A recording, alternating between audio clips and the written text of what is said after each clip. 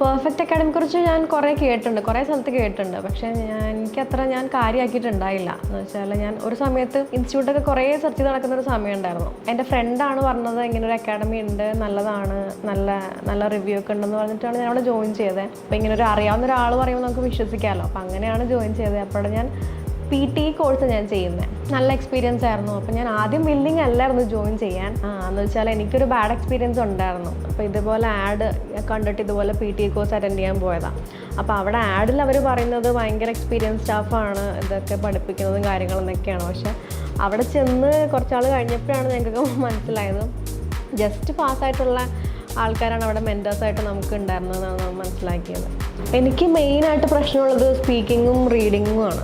ഇവരുടെ ഒരു 1 hour session ഉണ്ട്. ആ 1 hour സെഷൻ കഴിയുമ്പോൾ കുറച്ച് ടാർഗറ്റ്സ് ഇവർ തരും. ടാർഗറ്റ്സ് ചെയ്തില്ലെങ്കിൽ നമ്മളെ സാറ് മെസ്സേജ് അയക്കുകയോ അല്ലെങ്കിൽ കോൾ ചെയ്യുകയോ ഒക്കെ ചോദിച്ചിട്ട് ഇങ്ങനെ എന്തുകൊണ്ട് ഞാൻ ക്വസ്റ്റ്യൻ ചെയ്തില്ല എന്നുള്ളതൊക്കെ വിളിച്ച് അന്വേഷിക്കും. അപ്പോൾ അങ്ങനെ ഒരു കണ്ടിന്യൂസ് ഫോളോ അപ്പ് ഉള്ളതുകൊണ്ട് എനിക്ക് നമ്മൾ മറന്നാലും അവർ മറക്കില്ല എന്നുള്ള തോട്ട് ഉണ്ടാവും നമ്മുടെ മനസ്സിൽ. അപ്പോൾ അതൊക്കെ ഭയങ്കര സെൽഫ് മോട്ടിവേഷൻ തരും നമുക്ക്.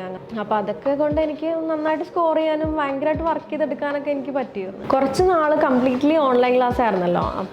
പക്ഷേ അതൊന്നും എനിക്ക് ഓഫ്ലൈൻ ക്ലാസ്സിൻ്റെ അത്രയും എഫക്റ്റീവായിട്ടൊന്നും തോന്നിയിട്ടൊന്നുമില്ല. അപ്പോൾ അതുകൊണ്ട് തന്നെ എനിക്ക് ഓഫ്ലൈൻ ക്ലാസ് തന്നെ മതി എന്നുള്ള ഡിസിഷനിൽ തന്നെയായിരുന്നു. പക്ഷേ ഇവർ ആ ഓഫ്ലൈൻ ക്ലാസ്സിൻ്റെ അത്രയും പോലെ തന്നെ അതേ സെയിം ഇമ്പോർട്ടൻസ് കൊടുത്തിട്ടാണ് ഇവർ ക്ലാസ്സൊക്കെ എടുക്കുന്നത്. അപ്പോൾ അതെനിക്ക് ആ ഡിഫറൻസ് ശരിക്കും എനിക്ക് മനസ്സിലായിരുന്നു. ഞാൻ IELTS കുറച്ചാൾ പഠിച്ചിരുന്നു. ഈ IELTSലും ഈ PTയിലും ഈ റീഡിങ്ങും റൈറ്റിങ്ങും ലിസണിങ്ങും സ്പീക്കിങ്ങും ഉണ്ട്. അപ്പം ഞാൻ വിചാരിച്ചത് ഈ PT IELTSനേക്കാൾ കുറച്ചുകൂടെ എളുപ്പമായിരിക്കും എന്ന് വിചാരിച്ചത്. പക്ഷെ അങ്ങനെയല്ല, രണ്ടും വേറെ വേറെ എക്സ്ട്രീം ലെവലാണ്. അപ്പം ഈ PTയുടെ സ്ട്രാറ്റജിയും IELTSൻ്റെ സ്ട്രാറ്റജിയും ടോട്ടലി ഡിഫറെൻ്റ് ആണ്. ഈ IELTSൻ്റെ ഒരു രീതിയും ഒരു അപ്രോച്ചും നമുക്ക് ഇവിടെ ഇംപ്ലിമെൻറ്റ് ചെയ്യാൻ പറ്റില്ല. IELTS എന്ന് പറഞ്ഞൊരു അഡ്വാൻസ് ലെവലാണ്, PT എന്ന് പറഞ്ഞത് ഇൻ്റർമീഡിയറ്റ് ലെവലാണ്. ഇപ്പം ഞാനൊക്കെ ഒരു 4 hours ഇതിന് വേണ്ടിയിട്ട് മാറ്റി വയ്ക്കുകയായിരുന്നു പഠിക്കാൻ വേണ്ടിയിട്ട്. പക്ഷേ നമുക്കിപ്പോൾ എല്ലാ ആൾക്കാർക്കും വർക്കുണ്ട്, വീട്ടിലെന്തെങ്കിലും ആവശ്യങ്ങളുണ്ട്.